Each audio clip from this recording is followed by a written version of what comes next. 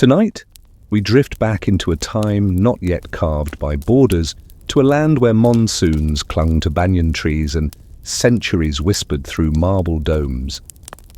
You're in India, though not yet the India you know. It's the early 1900s, and the British Raj stretches like an overstarched sheet across the subcontinent, heavy, foreign, and oddly smug. Ox carts rattle along dusty roads beside trains that whistle like intruders. In Lahore, Karachi, Calcutta, yes names you'll hear. Again, shopkeepers haggle under colonial arches while schoolchildren recite Shakespeare with accents more polished than the Queen's tea set. But something stirs beneath the surface. You feel it in the mosque call that overlaps with the temple bell, in the glances that last a moment too long.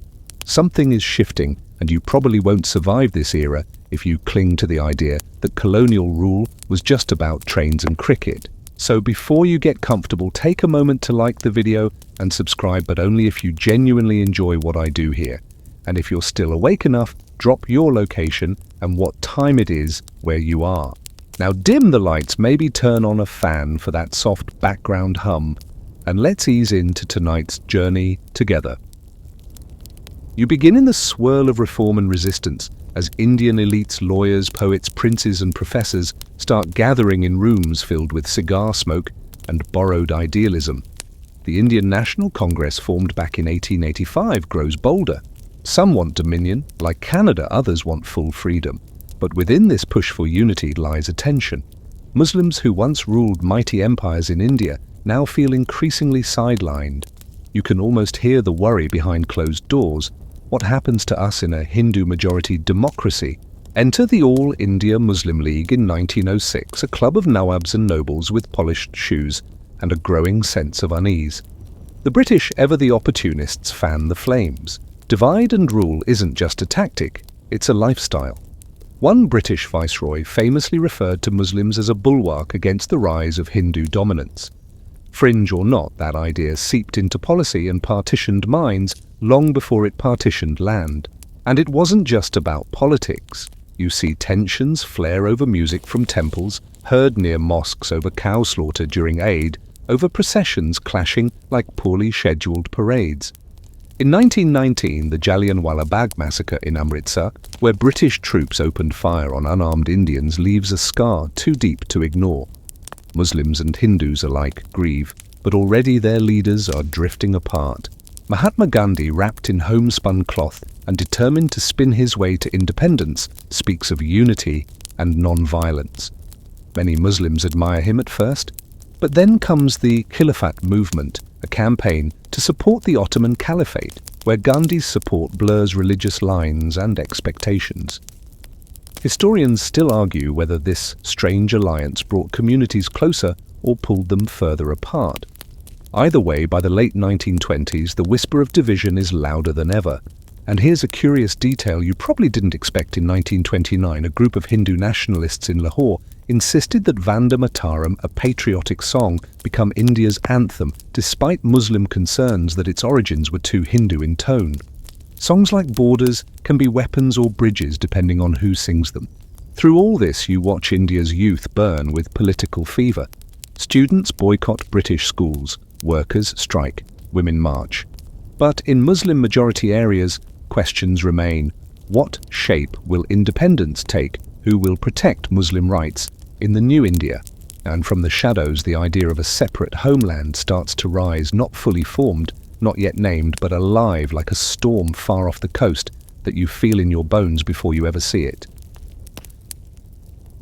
Now you find yourself in the drawing room of a man not often recognized outside academic circles, but whose words would help redraw a map, Muhammad Iqbal. He's a philosopher-poet with the kind of beard that makes him look perpetually deep in thought, even when sipping tea. In 1930, at the annual session of the Muslim League in Allahabad, he stands before a crowd that expected something lofty and abstract. Instead, he gives them an idea so sharp it slices through the air. He calls for a separate homeland for Muslims in northwestern India, not just a region but a real nation, a Muslim-majority state with its own identity, its own laws, and yes, its own future. And here's the wild part, even he didn't think this idea would turn into a real country Within 2 decades, he wasn't even talking about full separation at the time. Autonomy? Yes. But independence? Historians still argue whether Iqbal meant to launch a movement or just drop a thought experiment at a party and walk away. Nevertheless, people listened. Back then, the term Pakistan didn't even exist, not officially. That credit goes to Chaudhry Rahmat Ali, a Cambridge student who published a pamphlet in 1933 boldly titled Now or Never. In it, he introduced Pakistan, a mishmash acronym P for Punjab, A for Afghania, what he called the Northwest Frontier Province, K for Kashmir, S for Sindh, and Tan for Balochistan. The I was added later for pronunciation, and voila, Pakistan. No one took the kid seriously at the time. The Muslim League actually distanced itself from the name for a while, but sometimes fringe dreams are simply early drafts of destiny. Meanwhile, you drift through college campuses in Aligarh and Lahore, where Muslim students begin to dream bigger. Pamphlets circulate, meetings intensify. The idea of a separate homeland grows legs and, more importantly, gains youth. But not all Muslims are on board. The majority still believe in a united India. You hear voices warning that separation will bring more blood than balance, and still the idea lingers like steam in a closed room. Back in the drawing rooms and parliaments, Iqbal continues to warn of Hindu majoritarianism. He insists that Muslims are not a minority, they are a nation. Not a religious group, but a people with history, culture, and destiny. You might raise an eyebrow, but his argument rests on something simple. Muslims in India didn't just believe differently, they ate differently, married differently, dressed differently, and told stories from different books. In a democracy driven by numbers, they feared being outvoted into irrelevance. It's not just about theology, it's about sociology. And sociology, as you know, always ends up in politics. Meanwhile, Iqbal continues writing poetry that compares India to a delicate vase cracked by its own contradictions. He doesn't live long enough to see the future he dreamed of. He dies in 1938, buried in Lahore near the Badshahi Mosque. Long before the partition he indirectly inspired becomes a nightmare carved into geography. And yet his words outlive him. In Pakistan today, Iqbal is considered the spiritual father of the nation. His poems are memorized in schools, and his statue leans thoughtfully in parks where the elderly feed birds that know nothing of borders. You should also know this wasn't the only plan being floated. Another scholar, Maulana Azad, advocated for Hindu-Muslim unity and warned against partition. He predicted mass violence, endless division, and a fractured soul for the subcontinent. He wasn't wrong. But back in the early 30s, all of that still seems far off. For now, the idea of Pakistan remains a whisper, floating somewhere between dream and blueprint, between the fingers of poets and the ink of students. You walk away from this chapter with a map still intact, a British Empire still in control, and an idea quietly pulsing under every speech, every protest, every anxious night. Because once a poet names a country, even if the world laughs, you can't exactly unname it. You step into the sharply pressed shoes of a man who once believed in unity, now crossing the floor to become its greatest opponent. Muhammad Ali Jinnah, the ambassador of Hindu-Muslim unity, once upon a time is done playing nicely. Imagine a man who speaks in perfect English, prefers tailored suits to sherwanis, and regards political theatre with the cool detachment of someone who knows exactly how sharp his words can be. You trail behind him in smoky conference rooms and echoing legislative chambers, where his patience for Indian National Congress leaders has thinned like butter scraped over too much toast. Jinnah wasn't always the figure he became. Once he admired Congress shared platforms with Gandhi and believed Muslims could coexist with Hindus in an independent India. But as years passed, Congress grew more majoritarian in tone and Jinnah grew more skeptical, especially when leaders like Nehru and Patel began to dominate, both brilliant, sure, but not exactly prone to compromise. Jinnah found himself repeatedly cornered, watching Congress claim to represent all Indians, while Muslim voices were drowned out like whispers in a thunderstorm. In 1937, Congress won big in provincial elections, and that's where the fracture became visible. They didn't form coalitions with the Muslim League in many provinces, particularly in Uttar Pradesh, where Muslims were a significant minority. Instead of shared power, Muslims got ceremonial crumbs. Urdu, once a symbol of Muslim identity, was sidelined.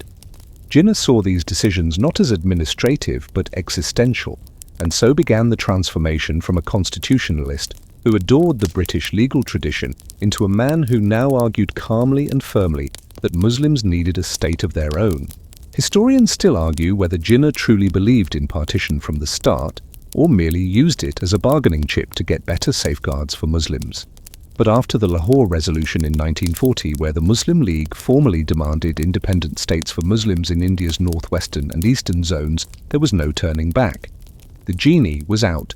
The press dubbed it the Pakistan Resolution, though amusingly the word Pakistan never appeared in the actual text. And while we're here, one quirky little detail: Jinnah hated being called Maulana, or religious leader. He preferred the honorific Quaid-e-Azam, great leader, but made it clear that Pakistan would be a secular Muslim state. He drank, he smoked, he rarely went to mosques. Pakistan was not his path to theocracy, it was his fortress against marginalization. Meanwhile, Gandhi, ever spinning and fasting, tried again and again to bridge the gap. He even offered to live under a Muslim government if it meant avoiding partition. But Jinnah had stopped listening.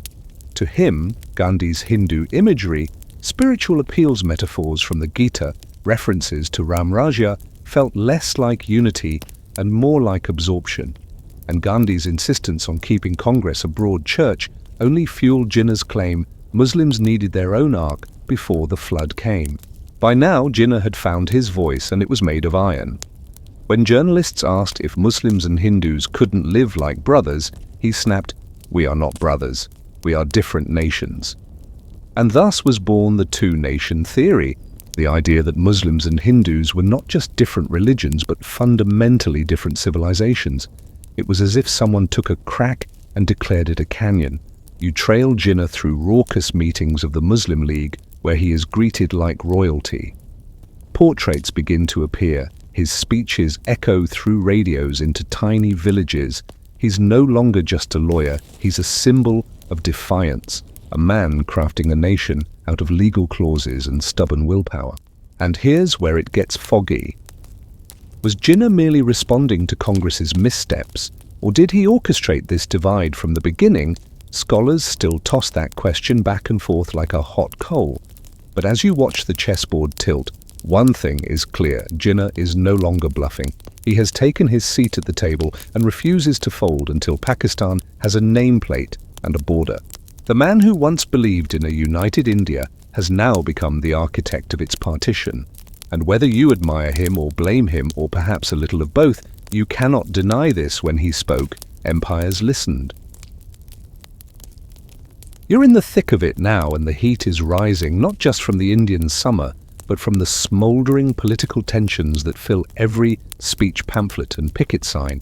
It's the late 1930s and early 1940s, and the stage is creaking under the weight of too many ambitions, too many egos, and far too little compromise. India is no longer politely asking to leave the British Empire, it's rattling the gate. The Congress Party launches the Quit India movement in 1942, a bold and for the British deeply annoying call for immediate independence. Mass protests erupt, trains are halted, jails are packed with leaders. Gandhi, now older and ever more fragile, is arrested again, and so are Nehru and Patel. But here's the twist: the Muslim League doesn't join this movement. Instead, Jinnah calls it nonsense. He doesn't see why Muslims should get jailed for a Congress tantrum that doesn't represent them. It's a risky move, but it pays off. As Congress leaders stew in British cells, the Muslim League uses the moment to grow. You can almost hear the pen scratch as Jinnah drafts memoranda, makes speeches, and inches closer to his vision. Meanwhile, the British are exhausted. World War II is devouring their treasury, and India, though a colony, is critical to the war effort. Over 2 million Indian soldiers serve under the British flag. Many fight in Burma, North Africa, and Italy, while their families back home face rationing, inflation, and political confusion. India's loyalty isn't free. The British promised to consider independence after the war, but offer little else. It's like being told you can have the house once it burns down. Then come the failed plans. Remember? Cripps. Of course you don't, but the British sent Sir Stafford Cripps in 1942 with a plan that was supposed to satisfy everyone. It promised Dominion status for India after the war, with the right for provinces to opt out. That last bit made Congress furious, but lit a spark for the Muslim League. Opting out could mean Pakistan. Congress rejected it. The Muslim League filed it away like a winning lottery ticket they couldn't cash just yet. As you drift through the decade, you see a pattern. Every effort to unite India ends in deeper division. The cabinet mission of 1946, the British government's last-ditch attempt to keep India united under a federal structure, is promising at first. Jinnah even agrees in principle, but then Nehru, always the idealist, blurts out at a press conference that nothing prevents Congress from later altering the agreement. Boom, Jinnah walks away. Trust evaporates. You feel the temperature rise a few more degrees. Now comes Direct Action Day, August 16, 1946. Jinnah calls for a nationwide demonstration to show Muslim support for Pakistan. In Calcutta, it turns violent riots break out between Hindus and Muslims. For 3 days, the city burns. Thousands die in the chaos. Police are paralyzed. Some even join the mobs.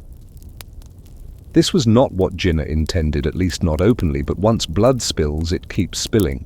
Historians still debate whether this moment was an accident of incitement or the inevitable boiling point of years of resentment. Either way, you can't unsee it or unhear it. From Calcutta, violence spreads to Bihar, Noakhali, Punjab, and Bombay.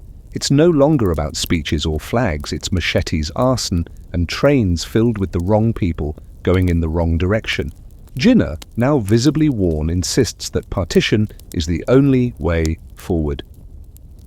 Gandhi fasts to stop the killing. Nehru travels the country begging for calm. But the air feels cracked and dry like a forest floor before a lightning strike. Amid all this, a peculiar scene in Shimla. High in the mountains, British officials sip gin and discuss how to wrap up centuries of imperial rule. They're like ship captains arguing about tablecloths while the hull takes on water. One of them jokes, "We should just draw a line and be done with it." It's not funny, but that's exactly what's about to happen. You feel it now, don't you? The walls are closing in. Every conversation has an undercurrent. Every protest is louder. And through it all, the idea of Pakistan, once a fringe murmur, is now a thunderclap. You can't walk the streets of Lahore or Dhaka or Delhi without hearing it. People talk about what's next in a tone that blends hope, dread, and a quiet sense that something irreversible is coming. Now you're in London, though not for tea and scones. It's early 1947 and the empire is unraveling in real time. Britain, victorious but bankrupt after World War II, has neither the money nor the moral stamina to hold India together any longer. Prime Minister Clement Attlee stares at maps with all the enthusiasm of a man checking tax forms. His cabinet debates timelines, but everyone knows the real goal: get out fast and try not to look guilty on the way out. Lord Wavell, the Viceroy in India at the time, is replaced abruptly. Enter Lord Louis Mountbatten, charming, vain, and tragically confident in his own instincts. He's handed the impossible task of transferring power with minimal bloodshed. You almost want to pat him on the back and say, "Good luck with that." Mountbatten arrives in India like a man trying to host a wedding where the bride and groom have already filed restraining orders. He talks to Congress, he talks to the Muslim League, he tries to talk to Gandhi, who mostly just asks everyone to calm down and spin more cardi. By now, Jinnah is unwavering. The Muslim League insists that Pakistan must be created. Congress, exhausted by communal riots and repeated failures at compromise, relents. It's not that they agree, it's that they're done fighting. Nehru, with circles under his eyes and his patience in tatters, reportedly says that partition is the only way to avoid civil war. Historians still argue whether this was surrender or strategy, but the train is now speeding downhill, and no one is steering. Mountbatten, eager to please everyone and impress no one, announces that British rule will end not in 1948 as planned, but by August 15, 1947. That gives him just over 2 months to divide a subcontinent. It's like trying to slice a cake while someone's still baking it. And here comes the kicker. He assigns the job of drawing the borders to Sir Cyril Radcliffe, a man who's never set foot in India. He doesn't speak the languages, he doesn't understand the terrain, he doesn't even like spicy food, but he has a British accent and a legal background, so obviously he's perfect for redrawing ancient civilizations. You trail behind Radcliffe as he's flown in and given maps, census data, and about 5 weeks to decide where Pakistan ends and India begins. No pressure. He's supposed to keep Muslim-majority areas in Pakistan and Hindu-majority areas in India, but demographics aren't clean-cut and communities are entangled like the roots of banyan trees. Punjab and Bengal are the hardest to divide. Lahore, Amritsar, Dhaka, Chittagong, all cities with mixed populations, all about to be cleaved apart. Radcliffe works in a bungalow with ceiling fans and stress headaches. He sleeps poorly, writes notes in pencil, keeps erasers close. You can almost hear the panic in every line he draws. Here's a fringe tidbit you may enjoy. Radcliffe never returned to India after 1947. He never accepted his fee, and he never spoke publicly about his role in partition. It's as if he tried to erase himself from the story he helped create. Back in India, word spreads. Partition is official.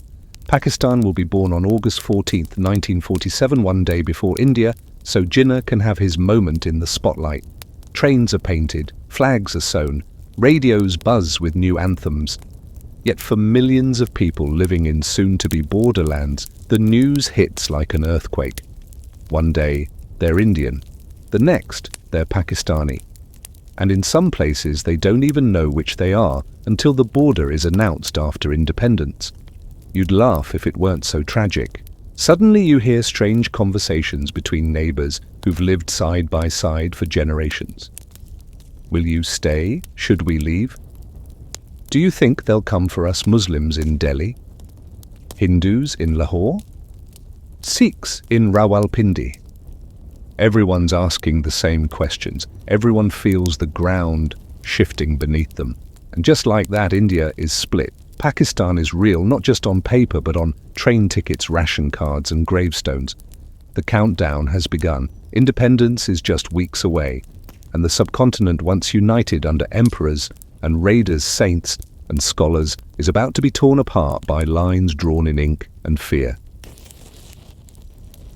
You're hovering now above a man with trembling hands and a ruler, scribbling his way across Punjab and Bengal, slicing through farmlands, rivers, villages, and entire lives. Sir Cyril Radcliffe, pale from stress and sweating under the Delhi sun, is completing a job no one should ever want, drawing the line. The Radcliffe line, as history will name it, is hastily etched with almost surgical disregard for culture, history, or even common sense. And worse still, no one gets to see the finalized borders until after independence. You blink. That means millions will celebrate their country's birth without even knowing which country they're in. Think about that before you complain about a slow Wi-Fi connection. As August draws near, the whole subcontinent holds its breath.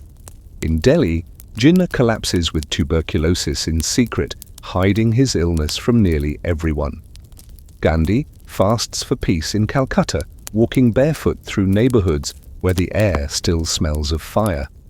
Nehru practices speeches, eyes bloodshot from sleepless nights. Mountbatten polishes his ceremonial attire, ready for the farewell tour. Meanwhile, in the provinces that matter most, Punjab and Bengal, the storm begins to gather.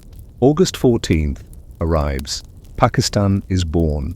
In Karachi, Jinnah gives his first speech as Governor-General. He stands beneath a crescent moon and star and says, "You are free, yet you are free to go to your temples, you are free to go to your mosques." It's a speech more liberal than many would expect, and ironically, one his own government will later censor in school books. But in that moment, hope is real. People cheer, weep, pray, and dance. The green flag rises. The word Pakistan no longer needs quotation marks. Then the next day, August 15th, India is born. In Delhi, Nehru ascends the Red Fort and gives his now famous speech at the stroke of the midnight hour. The crowd roars, firecrackers burst. And somewhere between Lahore and Amritsar, a trainload of corpses quietly crosses a border no one had ever seen until the ink dried. Because here's the brutal truth: while independence came with speeches and ceremonies, partition came with machetes and petrol. Millions of people, Hindus, Muslims, Sikhs, found themselves suddenly on the wrong side. Families that had lived together for generations were now enemies by decree. You walk beside columns of refugees tens of miles long. Ox carts groan. Mothers carry babies on their hips. Grandfathers limp with walking sticks. Behind them, smoke rises from burning homes. Ahead of them, border guards wave rifles in uncertain directions. Trains become death traps. Some are filled with hopeful migrants only to arrive at their destination with no survivors. Others are packed with bodies before they even leave. People hide in fields, wells, temples. In some villages, neighbors who once borrowed sugar from each other now set fire to each other's roofs. Historians still argue whether this violence was spontaneous or orchestrated. But no one disputes its scale. Over 1 million people die, at least 15 million are displaced. It becomes the largest mass migration in human history. And here's the strange, haunting part. While this cataclysm unfolds, the leadership on both sides is busy giving speeches. Jinnah says, "Now that partition has happened, we must move forward in peace." Nehru pleads, "This is not the India we dreamed of." Gandhi simply walks silent and grieving through the ruins. You almost expect him to disappear into smoke, and soon he nearly will. Meanwhile, Radcliffe finishes his line boards a plane and never returns. Mountbatten receives polite applause from both countries and is later immortalized with a naval base, a Netflix series, and an empire-sized sigh of relief. But the people, they're left with ghosts. Ghost towns, ghost trains, ghost neighbors. Still, even amid the blood and sorrow, you see resilience. In refugee camps, people begin new lives. In mosques and temples, prayers are offered for peace. In Karachi, children run barefoot through streets draped in green flags. In Delhi, vendors hawk sweets in the shape of the Indian tricolour. Two nations born back to back, still reeling from the same wound, try to pretend that everything is normal now. But you know better, because the dust hasn't settled, and the echoes of partition, of this hurried, brutal carving of nations, will last for generations. Now you're standing beside a railway platform in Punjab, and it feels like history's scream is caught in the steel rails. Trains pull in, not with whistles, but with silence. Entire carriages soaked, red doors ajar, no passengers left alive. They call them ghost trains. You flinch as a child peers from behind a sack of lentils, clutching her grandfather's hand tighter. You follow their journey, one of the 15 million people in motion, walking east or west, depending on faith, fear, or sheer luck. Pakistan celebrates its first sunrise, and the newspapers print words like freedom and future. But the blood hasn't dried. While Karachi raises its new flag, Lahore burns with communal riots. Sikhs flee West Punjab, Muslims flee East Punjab, and between them lie charred mosques, desecrated temples, hacked up railway ties, and wells filled with too many stories. Villagers try to decipher Radcliffe's invisible border like it's some divine riddle. Some think they're still in India until armed men in new Pakistani uniforms arrive. Others don't realize they've crossed into India until they're told to run. The violence spreads not like wildfire, but like a slow, coordinated storm, or weathered by political indifference and decades of communal mistrust. The princely states, once neutral chess pieces in the British colonial game, are thrown into disarray. Each ruler must now choose: join India, join Pakistan, or try to remain independent. Only one ruler, Hari Singh, of Jammu and Kashmir, chooses door number 3, and you already know how that turns out. Back in Delhi, Nehru is overwhelmed. Refugee camps swell, hospitals overflow, newspapers scream of massacres in Rawalpindi, Lahore, Amritsar, Noakhali. He's not sleeping. His idealism is thinning. You find him writing desperate letters to Mountbatten, pleading for British troops to stabilize the worst-hit zones. Mountbatten says he'll help. He doesn't. Britain is busy celebrating that it managed to exit an empire before it caught fire too, obviously. Meanwhile, Gandhi is heartbroken. He travels to Calcutta where tensions boil, but somehow through sheer force of will, he calms the city. His presence feels less human now, more myth. He fasts until the rioters stop. They do. Hindu and Muslim leaders in Calcutta agree to walk hand in hand through the streets pledging peace. For a moment, the Mahatma's dream of harmony seems possible again, but not everywhere. In Delhi, a Hindu extremist assassin named Nathuram Godse is watching Gandhi with contempt. He sees Gandhi's outreach to Muslims, his refusal to embrace Hindu nationalism, as a betrayal. He plans, he waits. And within 6 months of independence, Gandhi is gone, murdered in the name of the very hatred he had spent his life defying. You hear the shots even in Lahore, even in Dhaka. In Pakistan, the government is scrambling really. Jinnah, terminally ill, pushes through meetings with a cough he can no longer hide. He moves the capital to Karachi, sets up the Constituent Assembly, names Liaquat Ali Khan as Prime Minister. But the country is in chaos. There's no central bank yet, no army command of its own. Hospitals are scarce, refugees pour in, cities groan under the strain of the displaced. Jinnah works until he collapses, dying just 13 months after Pakistan's birth. And here's something you won't read in most textbooks: Jinnah's ambulance broke down en route to the hospital. He lay inside for an hour before another was found. By the time he arrived, he was too far gone to save. Pakistan's founder, who demanded a nation and got one, died in a traffic jam of his own making.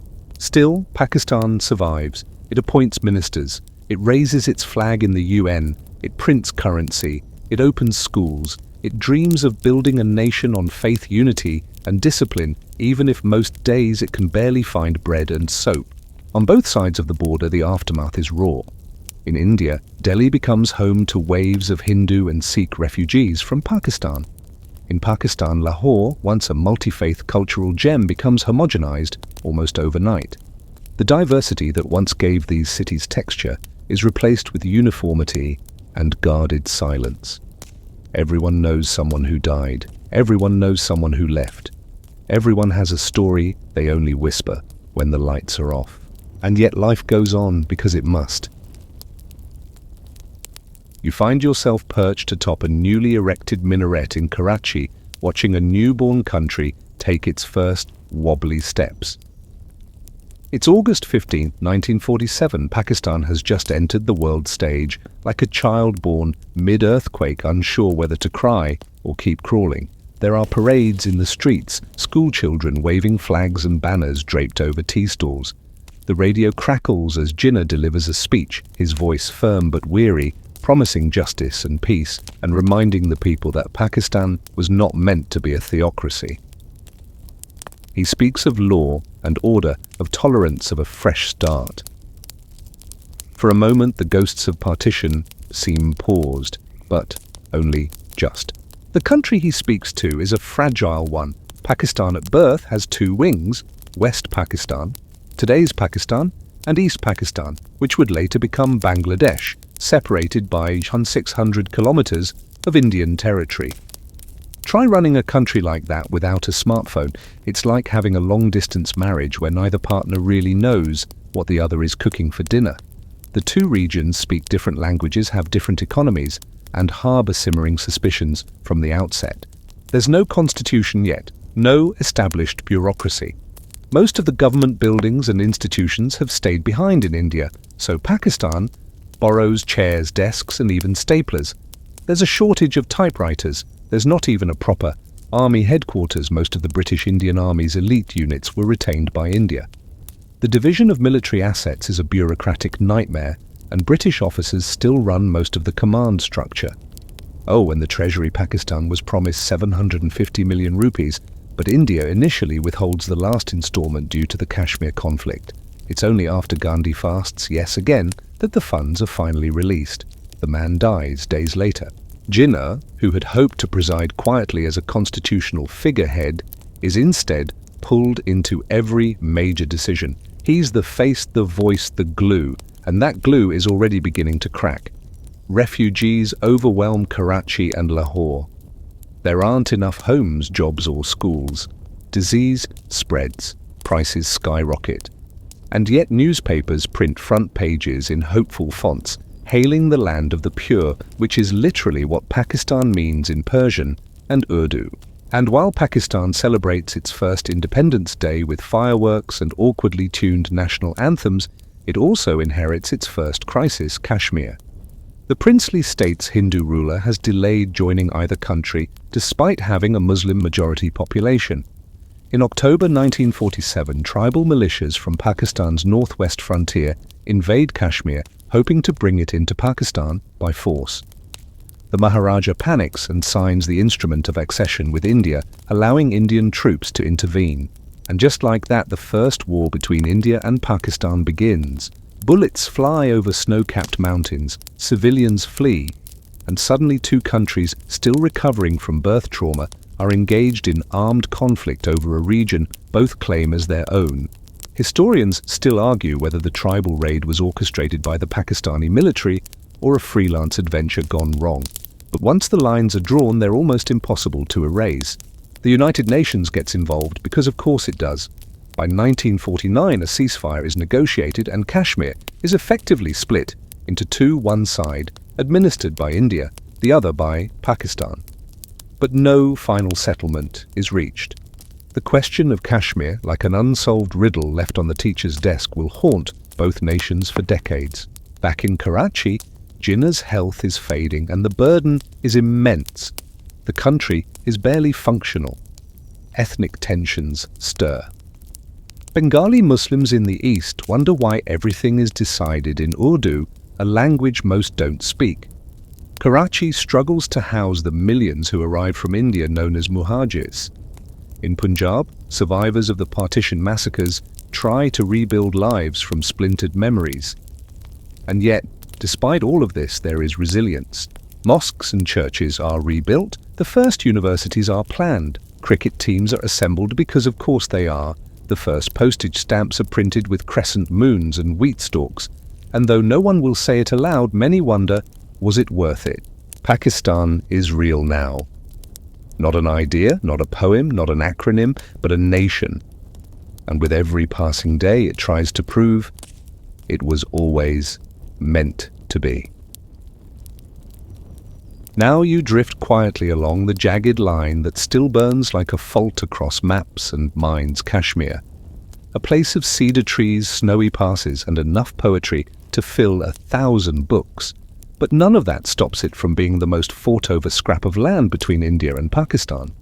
You peer down on Srinagar as winter sets in and see soldiers building bunkers in orchards once meant for lovers. The war of 1947 may be paused, but nothing feels finished. The 1949 ceasefire, brokered by the United Nations, divides Kashmir into two. India retains the lush valley and Jammu, while Pakistan holds what it calls Azad Kashmir and Gilgit-Baltistan. But no one accepts the line as permanent. It's a ceasefire line, not a peace line. And neither country ever really stops talking about it. For Pakistan, Kashmir is the unfinished promise of partition. For India, it's an integral part of the Union, accessed by a legal agreement with its ruler. Both sides dig in, neither moves. Over the next few years, skirmishes continue along the border.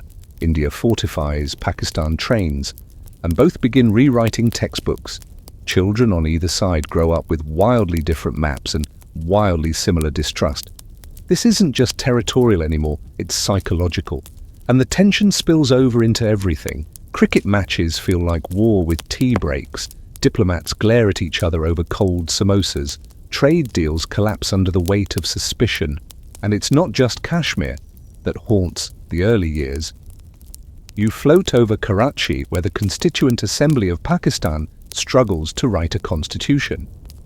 Should Pakistan be a secular democracy, an Islamic republic, a centralized state, a federation? The debates are fierce. Bengalis, who form the largest demographic, demand equality and language rights. But the West Pakistani elite centered in Lahore and Karachi pushes Urdu as the national language. It doesn't go well. Protests erupt in Dhaka in 1952, and when police open fire on demonstrators, the seeds of future rebellion are planted. You pause here for a moment because this is the hinge. This division between East and West Pakistan, between Bengali identity and centralized power, will simmer for years before boiling over in 1971. But for now, Pakistan tries to paper over its cracks with symbols, flags, prayers, parades, and a growing national mythos that insists the country was not just born from partition, but preordained. Meanwhile, in India, Nehru tries to keep the republic together through a mixture of charisma, bureaucracy, and steamroller optimism. He launches 5-year plans. He industrializes, he builds dams and polytechnic institutes. But Kashmir remains his Achilles heel. Every time he speaks of peace and unity, a border flare-up reminds him that partition left too many open wounds. One of the more bizarre moments occurs in 1956, when Nehru and Pakistani Prime Minister Suhrawardy attempt a smile diplomacy tour. The two leaders meet, shake hands, and declare a desire for peace. The newspapers are cautiously hopeful, and then days later, firing resumes in Kashmir. The smiles fade, the border freezes again. Historians still argue whether peace was ever possible in those early years, or whether both countries were too invested in their own narratives to allow reconciliation. Pakistan, for its part, finds itself in a bind. It was created because Muslims needed a separate identity, but what does that identity look like now? It isn't enough to not be India. It needs vision, cohesion, perhaps even a little myth-making. And so textbooks grow more assertive, national heroes become sainted, and the early debates about pluralism begin to vanish beneath a rising tide of nationalism. In the villages, people aren't quoting policy, they're busy surviving. Refugees build homes with salvaged bricks. Farmers replant fields once trampled by tanks. In Karachi, tailors stitch together new school uniforms while the lights flicker from power shortages. In Lahore, families light candles for loved ones they never found. And still, despite it all, people continue forward. You hear it in lullabies, in letters sent across borders that no longer permit return addresses, in the silence of the generation that never told their stories because who would believe them? A brother who disappeared on a train, a neighbor who became an enemy overnight, a wedding that turned into a funeral and then a migration. So you float above the two countries, twins divided by design, each shaped by what they chose to remember and what they were forced to forget. Now you linger in the echoes where memory softens but never fades. It's the late 1950s and early 60s, and both India and Pakistan have settled into uneasy adolescence. The dust of partition has settled just enough to be swept under official rugs. But in tea houses and train compartments, the stories persist. You hear them in the space between sentences. My family used to live in Rawalpindi. We had a mango orchard near Amritsar. And then the pause, the sigh, because those places are no longer reachable, not by foot, not by map, not even by letter. In Pakistan, the national narrative is being molded more tightly now. Jinnah is deified, his image on currency, his speeches quoted in morning assemblies, his frailty edited out of history books. The foundational trauma of partition is rarely addressed directly. Instead, the story becomes one of triumph for Muslim homeland achieved against all odds. Schools begin to frame 1947 not as the breaking of India, but the fulfillment of destiny. And yet beneath the slogans, the contradictions remain. East Pakistan grows restless under West Pakistan's domination. Religious minorities feel the squeeze. The promise of freedom to worship begins to wear thin. In India, Nehru continues building institutions, carving out a secular identity with stubborn idealism. But communal tensions simmer below the surface. The Congress Party rules with a velvet glove, but its failures are mounting poverty inequality and the painful legacies of colonial bureaucracy. Kashmir remains unresolved. Skirmishes flare, borders become barbed, embassies stop making eye contact, and yet somehow people carry on. You walk past families picnicking on the banks of the Ravi. University students debate Tagore and Faiz in smoky cafes. Cricketers bowl fast on dusty lots while street vendors argue over prices. The pain is buried but not gone. It sits like a splinter in the national soul, festering in some places, quietly healing in others. By the 1970s, the wound will split open again. East Pakistan, fed up with linguistic and economic suppression, will rise. Civil war will follow. And from that chaos, Bangladesh will be born. But for now, you stay here in the quiet space before that storm where partition's legacy is etched into every newspaper headline, every family tree, every cautious friendship across the border. Historians still argue what partition truly meant. Was it inevitable, a necessary birth of nations from incompatible visions, or a tragedy fueled by ego-colonial haste, and a failure to imagine coexistence? Was Jinnah a hero or a tactician? Was Nehru naive or idealistic? Was Mountbatten rushed or reckless? And what of Gandhi? Did he fail, or was the world simply too broken to hear him? Some scholars insist partition was always coming. Others argue that with just a little more time, a different compromise could have been found. But you, standing amid the silence of this aftermath, realize that for millions, these debates mean little. They only know what they lost. Homes, neighbors, entire languages of trust that evaporated overnight. And yet there's also something else: survival. Across both India and Pakistan, people rebuild. The generation born just after partition grows up with scars they didn't earn, but also with dreams unburdened by memory. Writers, musicians, and filmmakers begin to break the silence. They ask questions their parents could not. Slowly, gently, stories are told. You recall one now about a woman from Lahore who visits Delhi decades later. She finds her childhood home now occupied by a Hindu family who fled Pakistan. They offer her tea. She walks through her old courtyard. The tree she planted is still there. For a moment, history folds in on itself, not in rage, in recognition. And that's what partition left behind, not just nations, but contradictions. It created two sovereign states, yes, but it also created a third thing, a shared trauma. A ghost nation made of stories scattered across two real ones. So you take a breath, not because the story is over, but because it never really ends. And now, as the dust settles on this long and tangled journey, you drift farther from the train stations, the speeches, the line drawing, and the riots. The borders soften in your mind. The shouting fades into whispers. The boots and banners, the trembling pens and bursting trains, they all dissolve into a slow, deep breath. You've traveled alongside a nation being born in chaos, through the pens of poets, the silence of dying leaders, and the cries of people whose only crime was being on the wrong side of a line they never drew. You might find yourself still holding on to images of Gandhi's fasts, of Radcliffe's eraser marks, of Jinnah alone in his ambulance. Let them pass. Let the weight of all that noise, all that history, drift away. Because for every ghost left behind in that time, there were also gardens replanted, homes rebuilt, and lullabies hummed to new generations who never knew the smell of burning maps. As you lay back now, the sounds are fewer. Only the low hush of a fan maybe, or the distant echo of a monsoon breeze.